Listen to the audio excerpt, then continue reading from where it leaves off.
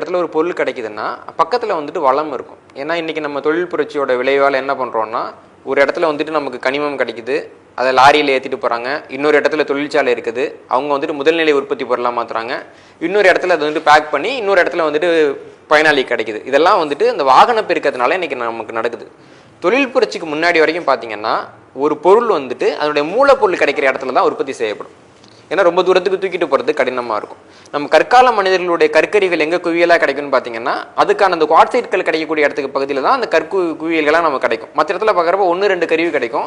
அதே அந்த கல் கிடைக்கிற இடத்துல பார்த்தீங்கன்னா நிறைய கருவி கிடைக்கும். அப்போ அந்த இடம் வந்து ஒரு உற்பத்தி மையமாக ஒரு தொழிற்சாலையாக இருந்திருக்கும். அப்போ இன்றைக்கி நமக்கு கிடைச்சிக்கிட்டு இருக்க இரும்பெல்லாம் வச்சு பார்க்குறப்போ இந்த பகுதிகள் வந்து இரும்பு தயாரிக்கக்கூடிய தொழில் மையங்களாக இருந்திருக்க வேண்டும்ங்கிற ஒரு முடிவுக்கு தான் நம்ம வர முடியுது. அங்கே வந்து இரும்பு உற்பத்திங்கிறது ஒரு பெருந்தொழிலாக நடந்திருக்கும். பலாயிரம் குடும்பங்கள் ஒன்றா சேர்ந்துட்டு இந்த இரும்பு உற்பத்தியில் ஈடுபடுறதுக்கான வாய்ப்பு வந்துட்டு மிகப்பெரிய அளவில் இருக்குது.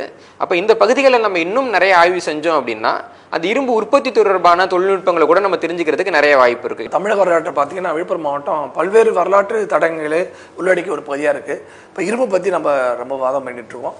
அவர் மன்னன் குறிப்பிட்ட போல தமிழ்நாட்டில் இங்கிருந்து தான் வந்து இரும்புடைய பயன் வந்து அதிக அளவில் பரப்பப்பட்டது என்றும் பல இரும்பு உருக்கு ஆலைகள் இங்கே இருந்ததை பற்றியும் குறிப்பு சொன்னார். இது பற்றி நாங்கள் அகழ்வாய்வு செய்யும் போது பல இடங்களில் பார்த்தீங்கன்னா விழுப்புரம் பகுதியில் இந்த இரும்பை உருக்குவதற்கான அந்த உலைகள் வந்து கிடைச்சிருக்கு. நிறையா அந்த சுடுமணல் அவர் சொன்ன மாதிரி சுடுமணல் செய்யப்பட்ட பல உலைகளை வந்து நாங்களே பார்த்துருக்கோம். குறிப்பாக கீழ்வாளியில் வந்து பாரி ஓவியங்கள் நம்ம இருக்குது. அந்த கீழ்வாளை பாரி ஓவியத்திலே பார்த்தீங்கன்னா நிறைய இரும்பு வாள்கள் வந்து குறுக்க சொல்லியிருப்பாங்க. அப்போ இது பற்றியான பல ஆய்வுகள் இருக்குது. அங்கேயே பார்த்தீங்கன்னா இந்த இரும்பு கழிவுகள் கிடச்சிருக்கு. இந்த இரும்பு நம்ம வந்து அந்த ஆக்சைடு சொல்கிறோம், இரும்பு ஆக்சைடு அது வந்து நிறைய கிடைக்குது. அப்போ இரும்பு உருக்கான அந்த சுடுமண் குழாய்கள் நாங்கள் பார்த்துருக்கோம். இப்போ இது மாதிரி நிறைய விழுப்புரம் மாவட்டம் எங்கே பார்த்தாலும் குடிசை தொழிலமாக இருக்குது.